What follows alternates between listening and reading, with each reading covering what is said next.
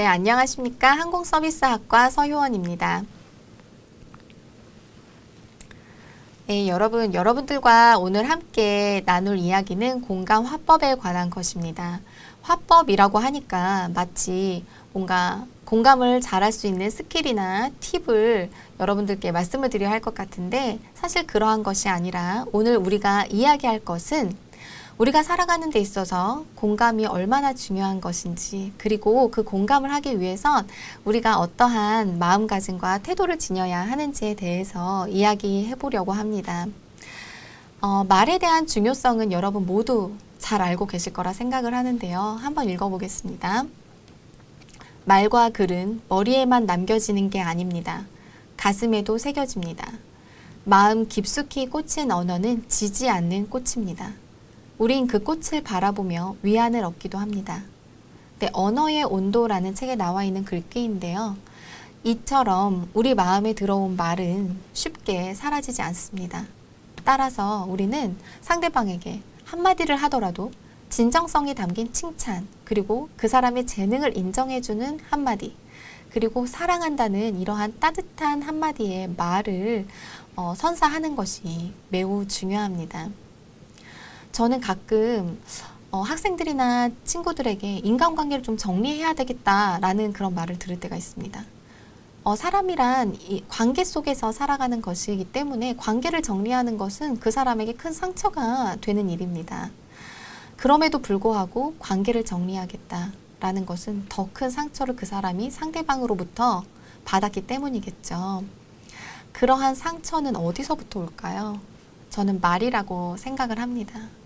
반대로 그 사람에게 고마움을 느끼고 그리고 그 사람과 평생 함께 하고 싶다라는 마음을 갖게 하는 건 역시 말 한마디며 특히 공감을 해주는 그 말 한마디 한마디가 그 사람에게 그러한 고마움을 느끼게 해준다고 할 수 있습니다.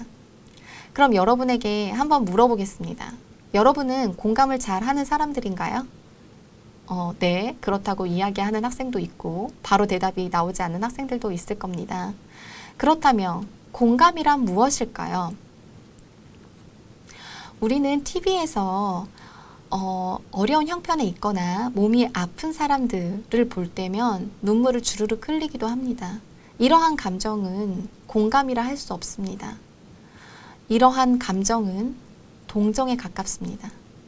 아담 스미스의 그 학자의 말을 빌려 여러분들께 말씀을 드리면 동정이라는 것은 그 내 자신을 다른 사람의 그 처지에 둠으로써 느끼는 그 감정이라고 이야기를 했습니다. 그러면 동정이라는 이 감정은 공감보다 하찮은 것일까요? 그렇지 않습니다. 동정 역시 사람을 이해하는 데 있어서 굉장히 순수하고 이타적인 그러한 감정이기 때문에 매우 중요한 감정이라 할 수 있습니다. 하지만 공감은 아니라는 것이죠. 또 이런 경우도 있습니다. 저는 그 사람의 의견에 동의할 수 없어서 결코 공감해 줄 수 없습니다. 라고 이야기를 합니다. 하지만 여러분, 공감은 동의하지 않아도 할 수 있습니다. 즉, 공감의 전제 조건이 동의는 아니라는 것이죠. 분명 다른 개념입니다. 그러면 동정도 아니고 동의도 아니고 공감은 바로 이러한 것입니다. 남의 감정, 의견, 주장에 대하여 자기도 그렇다고 느끼는 기분, 확 와닿지 않을 수 있어요. 자기도 그렇다고 느끼는 기분을 여러분 이해하는 것이라는 개념으로 바꿔서 한번 생각을 해보세요.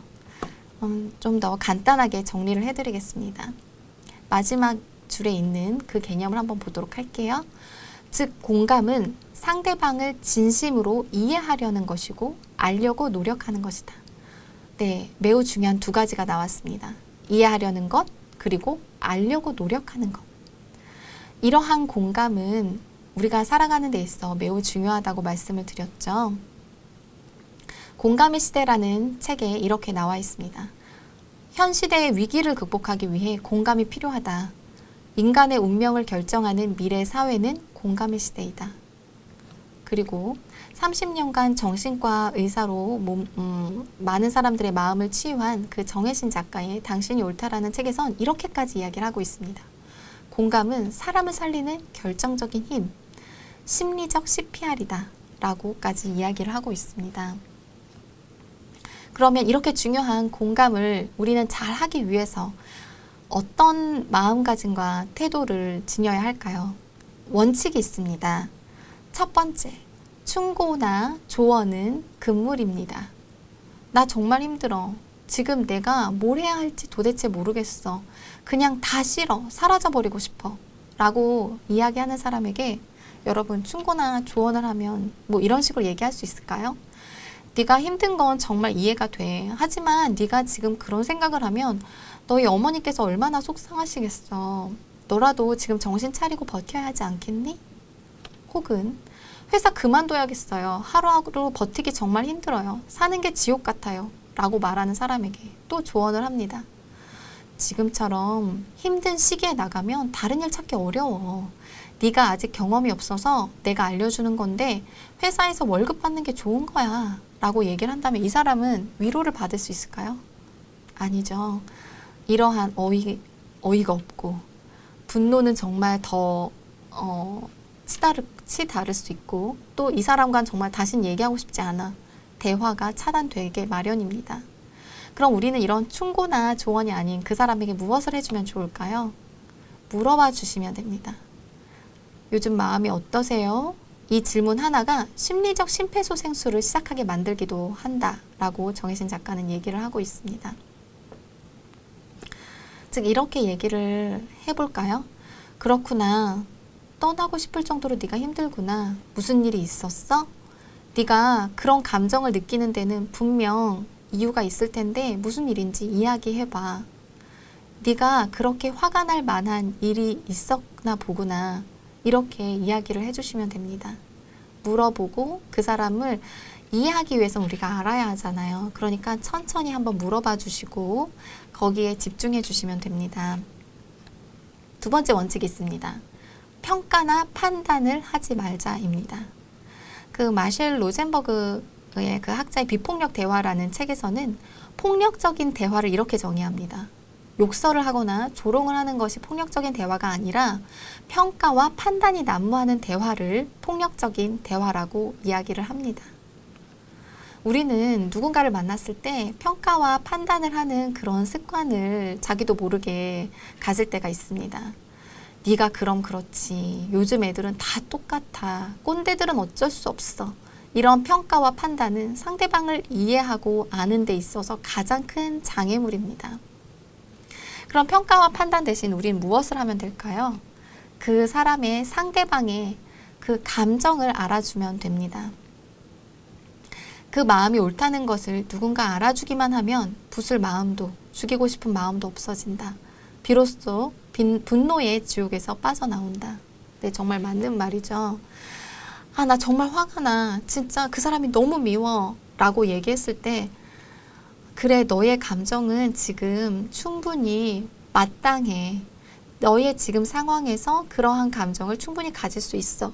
라고 얘기를 해주면 그 사람은 그 분노와 그런 고통에서 조금씩 벗어날 수 있고 그런 감정을 추스릴 수 있게 됩니다. 마지막입니다. 경청하기입니다. 여러분 경청 너무 쉬운 거 아닌가요? 라고 말씀하실 수 있는데 이 한자를 한번 보도록 하겠습니다. 경은 기울 경입니다. 몸을 기울이는 것을 말합니다. 들을 청, 이 청자에는 귀와 눈과 마음을 뜻하는 한자가 모두 들어있습니다.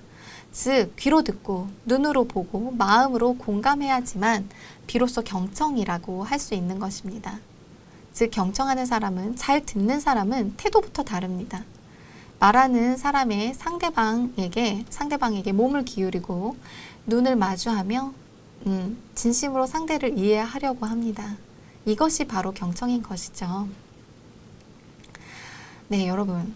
이렇게 여러분들이 공감을 해준다면 공감의 힘은 실로 어마어마합니다.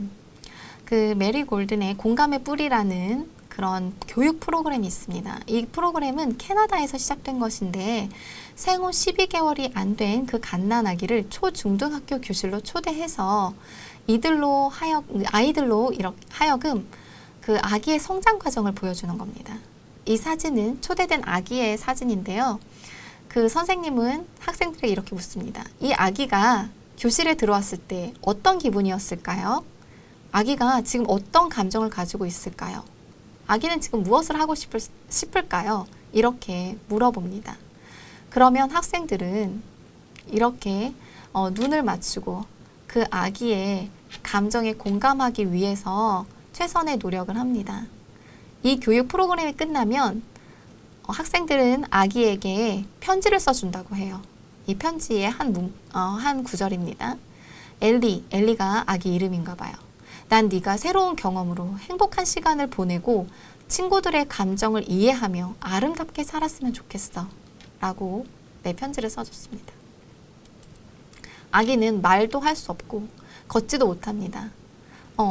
누구에게 가르쳐 줄 수 있는 무언가 행동을 하지 않습니다. 하지만 학생들은 아기의 감정에 집중하고 이해하려는 이러한 공감의 과정을 통해서 많은 것들, 정말 인생에서 너무나 소중한 이 감정과 깨달음을 얻게 되는 것이죠.